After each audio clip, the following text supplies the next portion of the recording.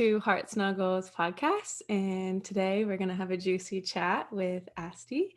And I'd love if you could just introduce yourself. Hello, beautiful. So I'm Asti. I'm a female sexual empowerment coach. And I guide women to connect back with their bodies, with their heart, with their pussy, with their feminine essence, their sensuality, their sexuality, so that they can transform their lives in sex, love, dating, business, money, all of the things. Yay, love that. And I like to start off with a question of what was the last random act of kindness someone did for you? This morning, I was actually brought two coffees. I went to the cafe. One of my friends was there, brought me a coffee, and then someone else I knew came in and brought me another coffee. So, yeah, that was this morning. That was sweet.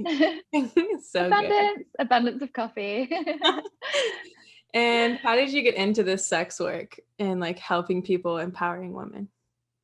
So before I started doing this, I started pole dancing first of all, and that was like my first step in the door of my journey of becoming more empowered and reclaiming the aspect of myself.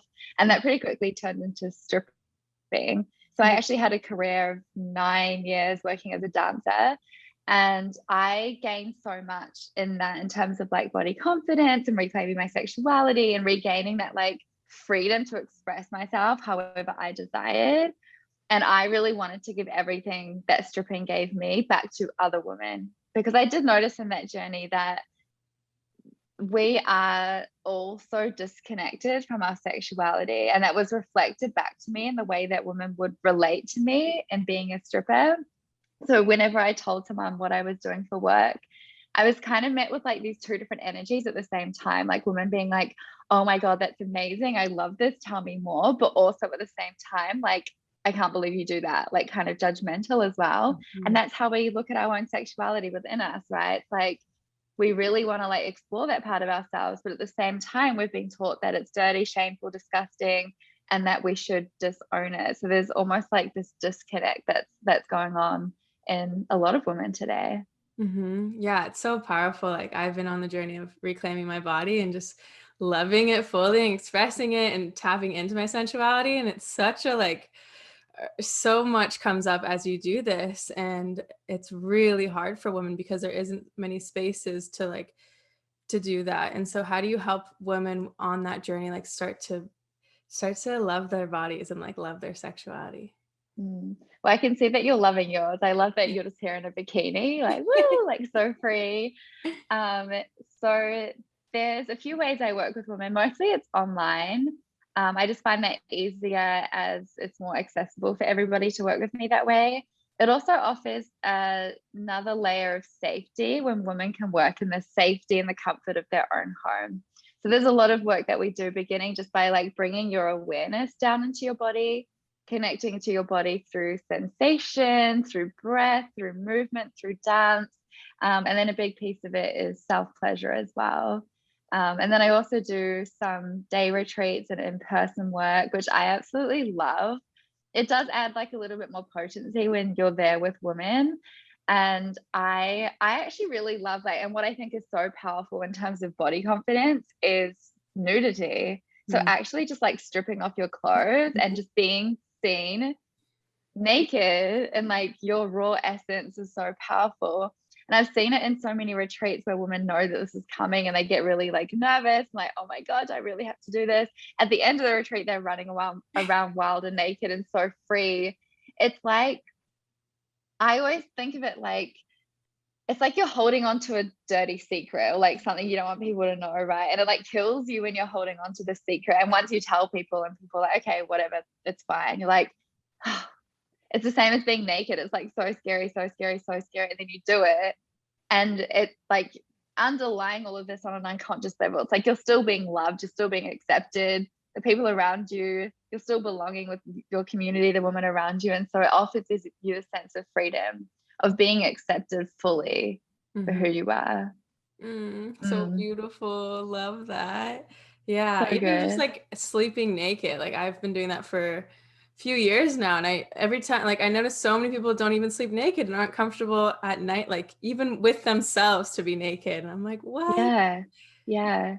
There was Yeah. also that it made me laugh actually. Did you see that TikTok trend that was going around for a little while where girls would walk out into the living room naked, filming their boyfriend? So they'd walk up to their boyfriend naked, filming to get his reaction, and the guys would just stop and be like, "Oh my God." And I laughed to my now ex-partner, but I laughed and I was like, if I did that to you, you wouldn't even look up because like I just walk around naked the whole time. And I was like, wow, like it's really like unusual for couples to walk around naked together. Like I just thought that was normal, but it's really not. Mm, yeah. Yeah. Ugh, it's so weird, all the things that we have in our society. I know. And Even one thing I love doing with my friends, a couple of weeks ago, actually, one of my friends invited me to go stay at her hotel. And we ended up running a bath and just sitting in the bath together, drinking champagne, chatting, catching up. And it was so beautiful. And even like booking a sauna, I often go with my friends and we sit naked in the sauna and just hang out. yeah. Yeah, it's so nice to just connect with each other in that way where it's like there's no shame, just full acceptance. Yeah. I take baths with my friends all the time too. It's I so good. And how do you love help women that. with like shame about their breasts or their yonis? And yeah. So for me, my own body journey was a lot to do with my breasts. So I felt really insecure in the way that my breasts looked for a long time. And I remember I would feel so uncomfortable. I wouldn't even get changed in front of friends. And when I had sex with my boyfriend, I would always be up in my head just worrying, like, do I look funny? Is he judging me? You go like around in circles with these thoughts. And when you're up in your head worrying about what you look like, you're so disconnected from your body. So you're actually really disconnected from your pleasure. And it's funny, I remember one day when I was back home in New Zealand, I saw a group of women just like hanging out on the beach topless, and they just looked so like free within their bodies and they didn't care what anyone thought. And I remember being like, I really wish I could be like that, but I can't. Like I don't like my boobs. Fast forward a few years and I'm like stripping, dancing naked all over stages. But for me, I think there are a couple of things. So first there was the work that I was doing on my own, a lot of work around breast massage and like really connecting to your breasts with this loving and accepting energy can really change the relationship that you have with them. But also opening up my perspective of what normal bodies looks like. When I started dancing, I got to see women in all different shapes, sizes, and colors. And it was like an immediate like transformation of like, oh, this is what women's bodies actually look like. Actually, hold on a minute, I am normal. Like it was that rapid. It was like straight away. Yeah. Just being able to see it. And the more I was seen topless or seen nude and accepted by the people around me, the more it just like reconfirms like actually I'm normal. It's crazy how many women can like ask themselves that question, am I normal? I know, it's so sad. And It's I'm so so sad. And we're all normal. Of course you're normal. yeah. Yeah. Yeah, like fuck the conditioning. I know. It's And so even my sister's friends, the same around like our yonis and our labia, right? Because we grow up watching porn, we look at the magazines that come out, and I actually have a couple of friends that worked in that industry. One of my friends was a model, the other one was a editor, and they've both told me, I don't know what it's like where you are, but in Australia, for these magazines to be legal to go on the shelf, they actually have like a one slit rule, which means that all of the pussies need to be innie. So if there's any like labia that are hanging out, they actually Photoshop them off. So everyone's got like this perfect little Barbie doll pussy, which is totally like, that's not reality, right? But we grow up looking at these magazines thinking that that's normal. And if you don't look like that, then you start to think that there's something wrong with you. yeah, and then like rumors that like you've had a lot of sex if it's like if the labia comes out, all these, like Yeah. Yeah. Which just is funny because then there's that meme where it's like how guys think if we have a lot of sex, we get loose. And then there's that thing like if a guy has a lot of sex, his penis must get smaller from rubbing the inside of the vagina. so funny. Oh my gosh. And let's talk about orgasms because I know a lot of my girlfriends don't orgasm or barely can get it. And so how do you help women achieve that? Yeah. So again, there's like a few layers through this. a big piece of it is overcoming the conditioning, anything that you've picked up through your childhood. So doing a lot of inner child work just to rearrange these narratives that we hold on to around our sexuality. As I said, we hold on to a lot of stories that say that it's not safe, that it's dangerous, that it's dirty, that it's disgusting, that we're not going to be loved. And so when we have these beliefs that being sexual is going to make us unsafe or not loved, we're not going to allow ourselves to go there. So it's about rewiring these thoughts and training ourselves to reassociate our sexuality, our pleasure with orgasm, with love, and with safety. So really just like connecting to your body in that energy of being loved and being safe, using your breath to remind yourself that you're safe, to fully surrender, open into pleasure. And this all starts with a solo practice, right? So many women complain that men don't know what they're doing, or they often complain about the way men make love to them. Like they're just in a hurry, they just rush for the clit. And I always ask, well, how do you make love to yourself? And usually the way that your partner's making love to you is a reflection of the way that you're making love to yourself. It's also hard to have the conversations around what turns you on, what gets you off, what are your needs, what are your desires, what are your boundaries, if you don't know that yourself. So the more you self-pleasure, the more you can understand what turns you on, and the more you can learn your own roadmap to orgasm, and then you can share that more easily with a partner. Yeah. So lots and lots and lots of self-pleasure, while also letting go of the goal of orgasm. So just going in with an open mind and an open pussy, and just like touching your body in a way where it's like, I'm just going to explore myself. I'm just going to see what turns me on. Letting go of the goal of orgasm allows you to surrender deeper without putting that pressure on yourself. And usually that's what allows you to move into orgasm. So it's a little bit of a catch-22. If you're focusing on orgasm, your body goes like into like pressure, like I need to perform, I need to achieve this goal. And that stress actually pulls you away. So just no goal, just like open, connecting with pleasure. And that's where you're going to open and flourish into beautiful orgasmic experiences. Yum. Everyone needs it. And what if you've had sexual trauma? So I do guide my clients through practices to move through sexual trauma. Usually this is why a lot of women feel disconnected from their bodies or disconnected from pleasure, because you're holding on to the emotional residue from sexual trauma in your body. And oftentimes to reclaim pleasure, it takes going through the trauma and releasing the trauma to get to the pleasure that's underneath. So we get conditioned, just as we get conditioned against being too sexual, we get conditioned against feeling into certain emotions. So as women, if we're like upset or crying, we get told that we're crazy, that we're too emotional, all of these things. So often when we feel these uncomfortable or quote unquote negative emotions come up, we tend to block them down and suppress them instead of allow them to come up. So really that's what it's about. It's like sitting with yourself, noticing if there's any heaviness, any ickiness that you're feeling surrounding your sexuality. First of all, just connecting with it, accepting it, and then allowing it to come to the surface so it can be expressed. Because underneath all of that pain lies all of the pleasure that you're searching for. But you can't have one without the other, right? You can't block certain emotions and expect to experience other ones. You've got to feel it all. Every aspect of your life, all the grief, all those things we have to feel. And it's another thing, like I wish we were taught how to hold space for ourselves in those things, because that's like you said, on the other side of all of that is this like love and just peace and your center. And it's so important that we can all connect there.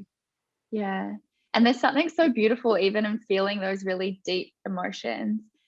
Because if you're cutting yourself off from feeling the uncomfortable emotions, you actually cut yourself off from feeling pleasure too. So you cut yourself off at both ends of the spectrum of what you're capable of feeling. And you get to this place where you feel shut down, you feel disconnected, you feel numb. Oftentimes you feel depressed. And through like recent things that I've been through in my own life, I like now know that the only thing that's more uncomfortable than pain is being numb. Because at least when you're experiencing pain, you're still feeling those emotions. You still feel alive, right? Feeling deep sadness or anger or grief, you still feel alive. So there's still something so beautiful in that. And so how do you help people, like if they've been numb for so long, to start feeling again? So first of all, it's all about just bringing your awareness down into your body. So no more trying to escape those emotions, coming back home, connecting through meditation. And then I do have a deep practice where I guide women through Asti Maree. So I actually do have a wand on my site. Have you got it there with you? No, I don't. I do have a one wand there. Yeah. So it's a glass wand, and you'd use it. It's pretty much just like how you'd go and get a massage, right? So when you're like holding on to stress or tension, you get knots in your back and you feel tight, you feel tense. And just as you get a back massage to like loosen out and release any of this tightness, it's the same thing that you can do inside your vagina. So using a wand, just pressing on the walls of your vagina, massaging out any of this tightness, any tension. And as you said, it might start with numbness. So you might not feel anything, but the more that you work through this practice, you'll begin to move through that numbness into feeling again. There might be layers of pain, as we've said, and then below that, you'll experience pleasure. But we hold on to so much trauma inside our vaginas, especially around our cervix. Yeah, and like ancestral stuff, like because a lot of women have not healed any of this, so we're carrying a lot. Yeah, exactly. So you're right. It's not even just about what's happened in your life. It's the stuff that you're carrying from all of your ancestors. So a lot of women will say to me, like, I don't have any sexual trauma, which is not very likely considering how suppressed we are as a whole in our society. But all of our ancestors carried sexual trauma, and now that's been passed on down to us. Someone's just started soaring outside. Can you hear that? Yeah, I can. It's really annoying. Yeah, that's amazing. And I want to talk about too, like when you do step up and like you even wear like more sexual things and you start to like do that, how do you deal with like the pressures of men that just like want to like think they can claim you and like have your attention, and then also with like usually the older generations of like women that are like, that's inappropriate, you know, like that kind of stuff. To be honest, what I have noticed in my journey is the more comfortable you are within yourself and the more that you believe and are fully like confident in what you're doing, the less of that you actually attract.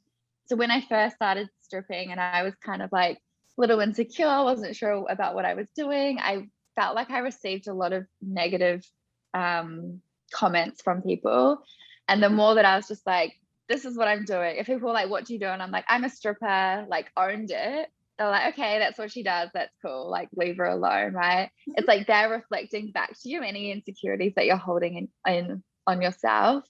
The same with men, I think. Like this, like that's the thing about boundaries, is when you have really strong boundaries and you're willing to say no to what doesn't serve you, it's almost like this energetic shift that happens.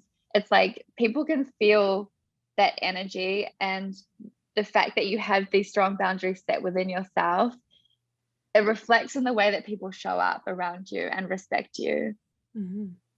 Yeah, I agree. Boundaries are so healing. They're the best. Yeah. What are some That's a examples? lot of the work that I'm doing now, because I think everyone thinks that like, oh, to live your dream life, it's all about being in pleasure and like sensuality and like all of that like soft feminine stuff. But it's like, you actually need the backbone and the foundation of really fucking strong boundaries, because you need to be able to say no to everything that doesn't serve you so that you can be in pleasure. You need to say no to everything that's not bringing you pleasure, right?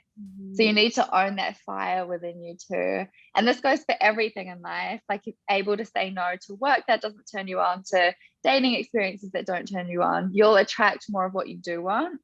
So bringing it back to sex as well. Like, if you have strong boundaries and you can say no to certain, I mean, if sex is going down a path that you're not enjoying and you have the ability to say no, it just gives you a sense of safety, right? You feel safe in your body, you feel safe with your partner.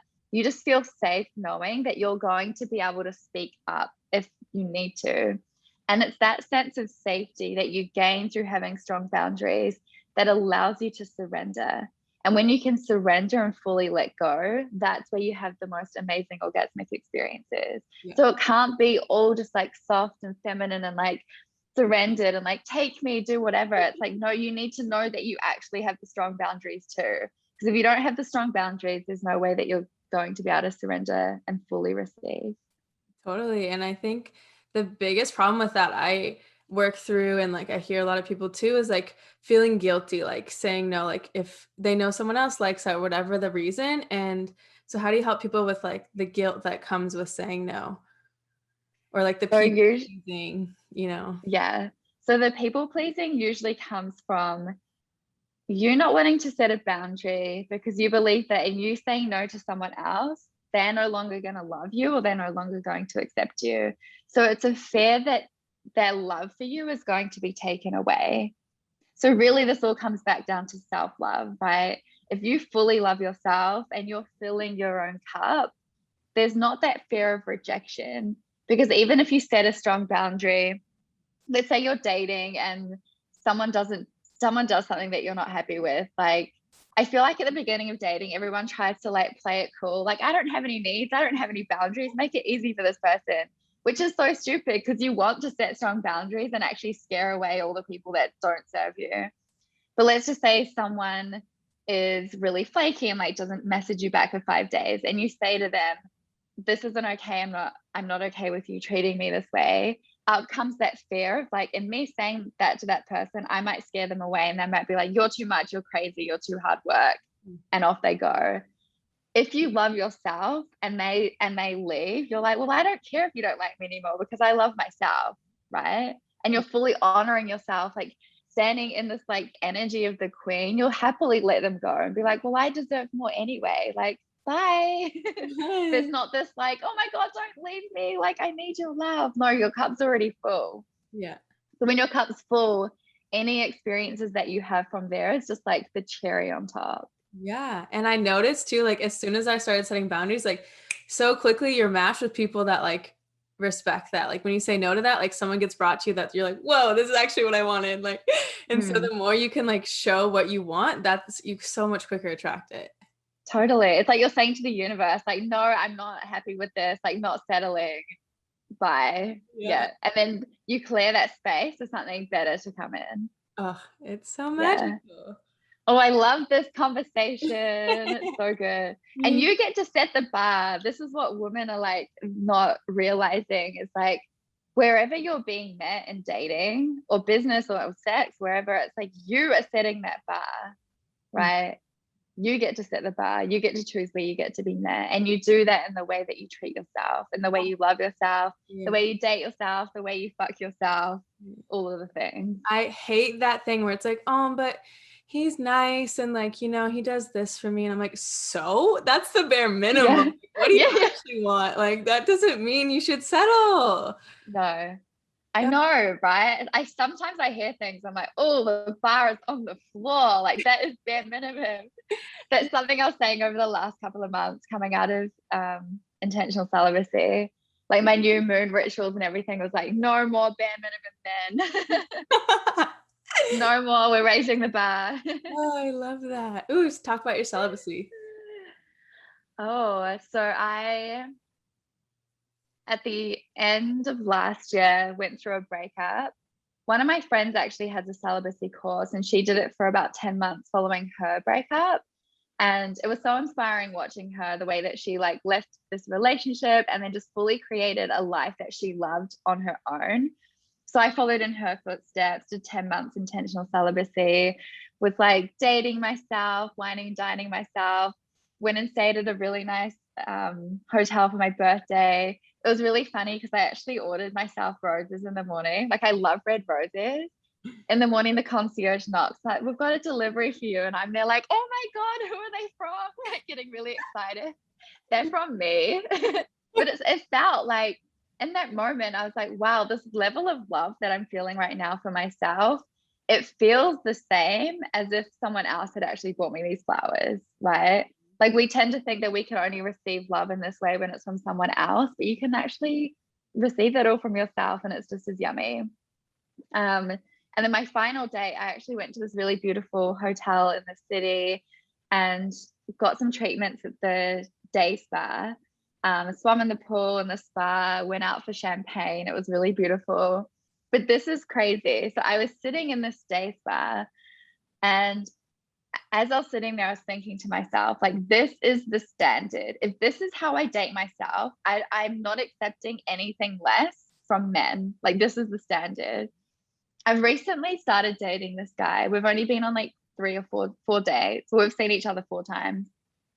Our third date, he took me there, the exact same place. He had no idea. He was like, I'm going to surprise you. I'm taking you to this day spa. So I'm like, mind blowing. Like, it's so true that you get to set the standard. It was matched like exactly the exact same place. So beautiful. Oh, I Yeah. love that. Yes, more women Yeah. should be doing that. Yeah. Because you can't expect someone to do all these things for you if you're not willing to do it for yourself.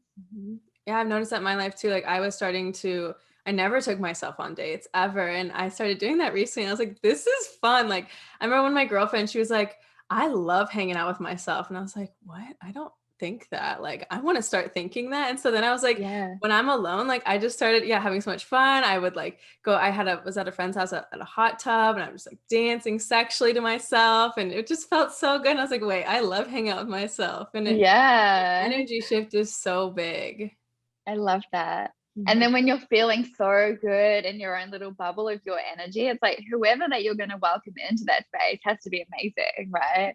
You're Yeah. not going to let anyone into your little bubble of like self-love that's going to bring that down. Yeah, exactly.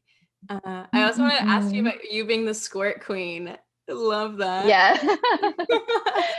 So one of the other products I sell is called Squirt for Me, and it's designed for G-spot stimulation. So it guides women to squirt. It also comes like, this is what I love about the products is they all come with a free gift. So most of them come with the audio practice guide, but Squirt for Me comes with a video demonstration. And it's not me. I feel funny because I'm always like, it's the best thing you'll ever watch. So I feel like I need to clarify that it's not me. But it is like, it's so beautiful because it's easy to Google and like to go on porn websites to find videos of women squirting, but they're always filmed for men and they're always filmed in a way where it's very performative. So this video is filmed by a woman for women, and she goes through all of the steps and explains it to you in a really sweet way. And it's just so like pure and innocent. Like it feels like you're sitting on the bed with your older sister and she's just like showing you the ropes. Like it's amazing. But I changed my Instagram bio to Squirt Queen because every day I have people messaging me like I squirted for the first time, like sending me photos of their sheets and everything. It's so fun. Even the other day I was in a restaurant down the road from me, and this girl walks in and she's kind of looking at me. I'm like, do I know her? Like she doesn't look familiar. She sits at the table next to me and I can see her like looking over, making eye contact. And she's like, Asti, I brought Squirt for me. I squirted. I'm like, oh my God. It's so funny that one just like, it's famous. It's Starting so a good. That's so good. What are some of your favorite? Do you do any like special like self pleasure things like meditations or anything like that to help the Yeah. experience? So I mean, all of the pleasure treasures, all of the ones come with their own practice. It really depends on like where you're at in your journey, what you're wanting to focus on. There's one that just guides you back into your body. So for anyone that feels maybe a little bit uncomfortable with self-pleasure, disconnected from your body, maybe if you're feeling like up in your head during sex, it's a great one to start with. There's another one that just guides you through pleasure, guiding you through tips that will allow you to enhance your orgasm. The healing one, Heal Me, we already spoke about, allows you to move through numbness, through trauma, through any pain or discomfort you experience through penetration. And then there's Align Me, which is about, it comes with a manifestation that allows you to tap into your sexual, orgasmic, creative life force energy to manifest.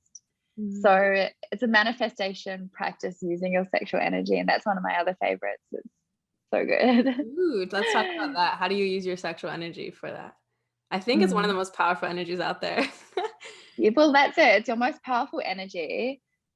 First of all, I think reclaiming your sexuality is the most powerful step in the direction for personal empowerment, because empowerment is really just knowing who you are, knowing what you want, and then being able to get it.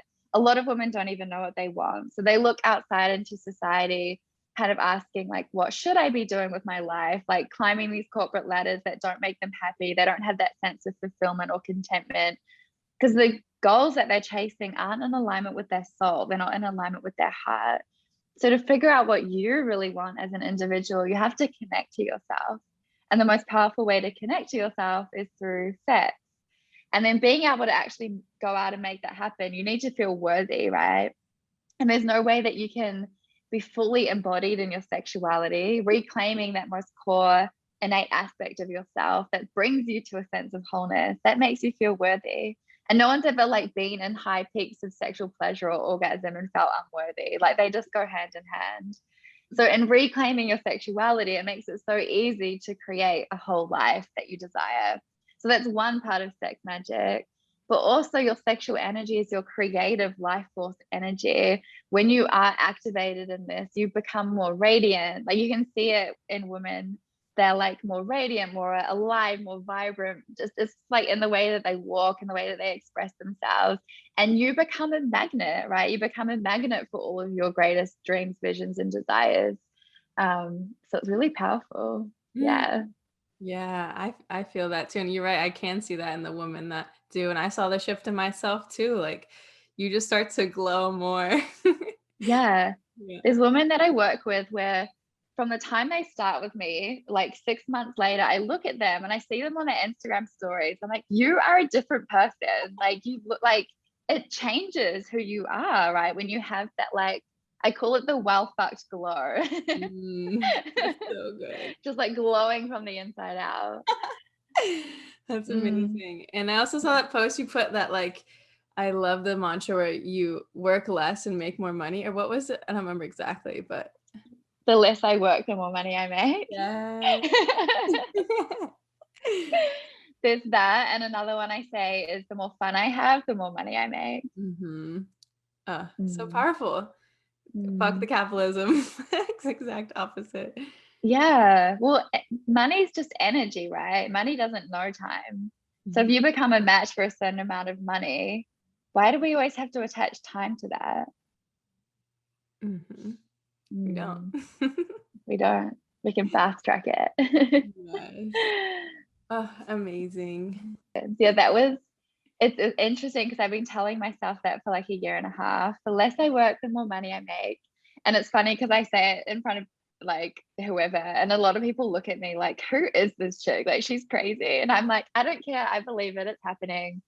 And this last financial year, because our financial year ends in a few weeks in Australia. Normally every month I'm like looking at my how much money I'm making. I'm very like on it with targets and everything like that. This year has been like a little bit of a roller coaster for me. I've been through heartbreak, went through a breakup, lost my little brother at the beginning of the year. So had to really step back from my business, took a lot of time off, and I'm only really just getting back into it now. Even now being like back into it, I'm still doing like a couple of days a week. Like I don't work that much.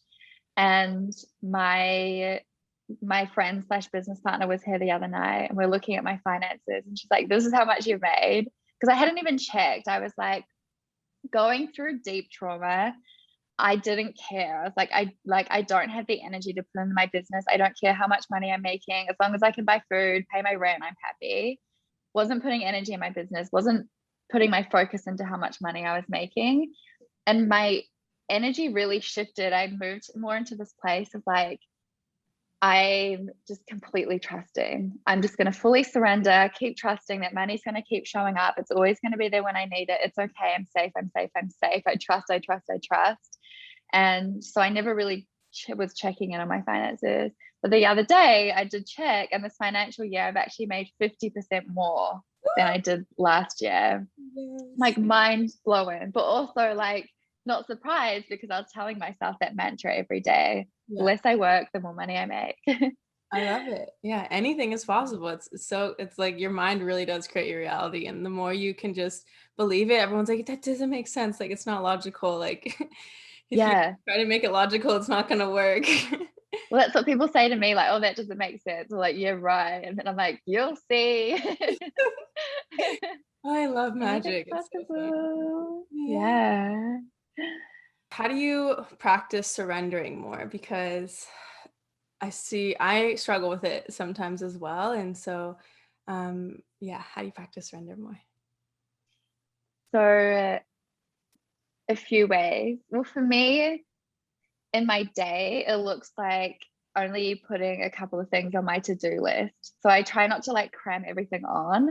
Just put the two things that I'm going to get done each day and leave it at that, right? And like trusting that everything's going to work out the way that it's meant to in perfect timing.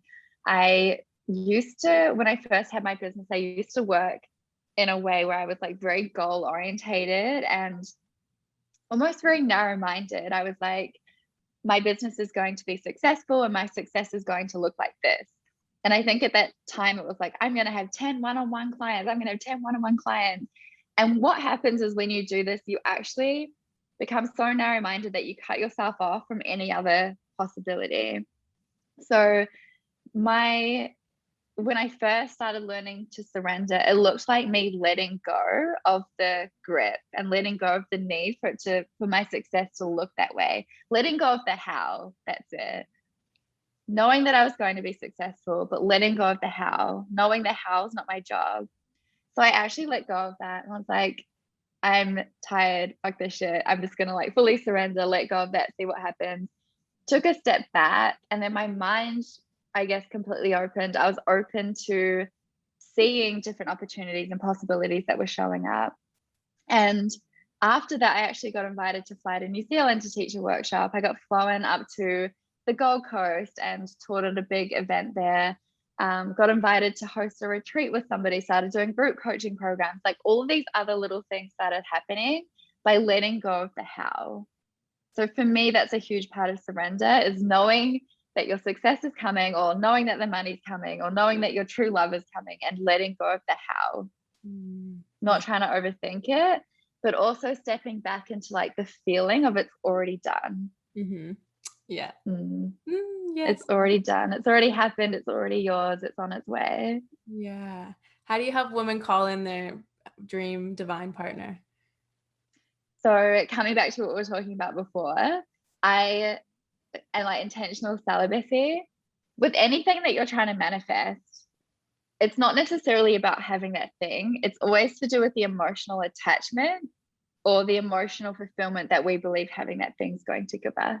So pulling in your dream partner, usually it's love or a sense of being desired. There might be like a sense of safety in there as well. But whatever those core emotional things are, it's important to ask yourself, first of all, like, what are they? How would I be feeling after I manifest this person?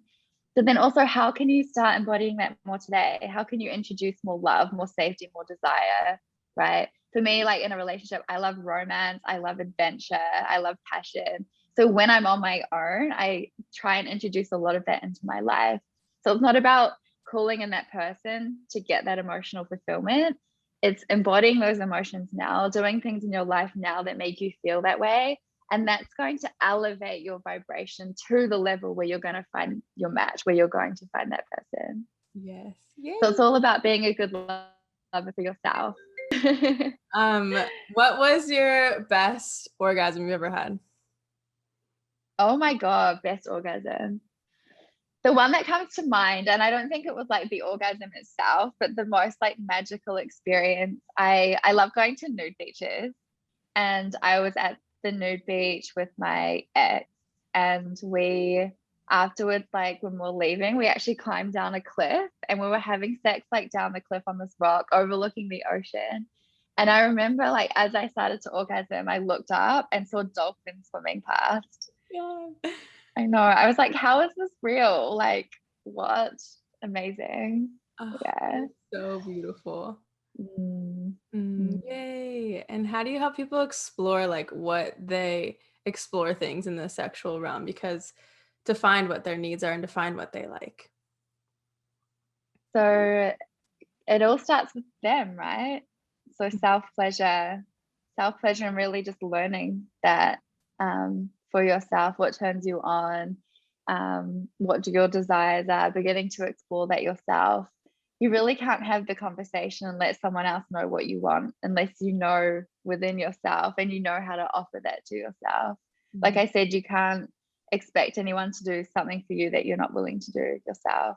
So Yeah. it all starts as a solo practice.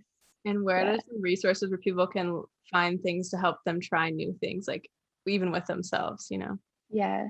So on my website, astimaree.com, I have a few meditations that you can download for free. I've also got an ebook you can download for free, which is all about desire, tapping into your most desirable self. And then there's my courses as well. So there's masterclasses on orgasm, on libido, and then going deeper into those practices we spoke about, like overcoming trauma, conditioning, moving through pain or discomfort, and tapping into pleasure, and a little bit of work around the heart as well, around love and self-love. It's all on the website. And if anyone has any questions, they can email me, hello@astimaree.com, and then I can point them in the right direction. Amazing. And what are you offering right now? Aren't you launching a new course? So on Monday next week, I'm doing a live masterclass. I don't know when this is going to come out. It might have already happened. I don't know. We're going to be talking about boundaries, and it's like the funniest title for an offering I've ever used. It's called "Cute, but I'll cut you." Because lately, me and my friends have been talking a lot about boundaries, and if a guy's like doing anything that we're like, that's not okay, we're like, cut him, Yeah. get rid of him. So it's cute, but I'll cut you. And that's like what I was talking about before. It's like the sweet softness, like sensual, like goddess part of yourself, which is there. And like we want to live in that energy, but like you fuck with me and I'll cut you. Like the badass is in there That energy. Yeah, it's like balance of the masculine and the feminine. too. Yeah. Yeah. Yeah. And lastly, what's been bringing your heart joy lately?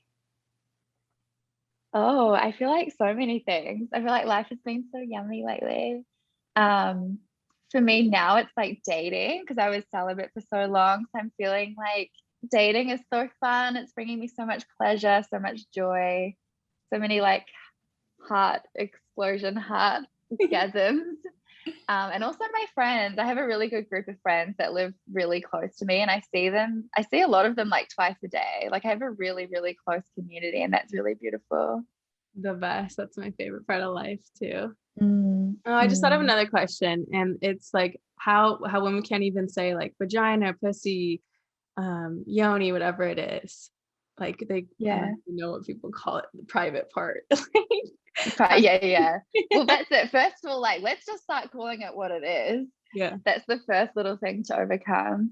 Um, it's just like, yeah, again, it's all the shame and the conditioning that we have endured growing up. One thing that can really help is just to listen to podcasts like this. And when you're or follow women on Instagram who are talking about pussies or yonis or whatever, and the more that you hear other women talking about it in a sense of like openness and like shame free, it gives you permission to do the same. Mhm. So Yeah. that's really powerful. Yeah. Just like you were saying when you were seeing other women's bodies, like once you can like see it in real life, it's like, okay, Mm. it's okay. Gives Yeah. And it will start with you hearing the word and being okay with it, right? Even Mhm. just like hearing the word, noticing if you feel any ickiness in your body. Like when someone says pussy, you might feel like a ooh, but just being aware of that first is Mhm. the first step. And then just, yeah, like listening to lots of podcasts like this, the more you hear those words flowing around or used in sentences, the more comfortable you'll get with it. And then the easier it is for you to then use those words and have conversations openly. Yay, I love it. Mhm. Thank you so much. This is such a beautiful conversation. And where can people find you? You kind of already mentioned it, but My website or my Instagram is asti, Maree, Maree. perfect. Thank you so much. Thank you, beautiful. This was fun.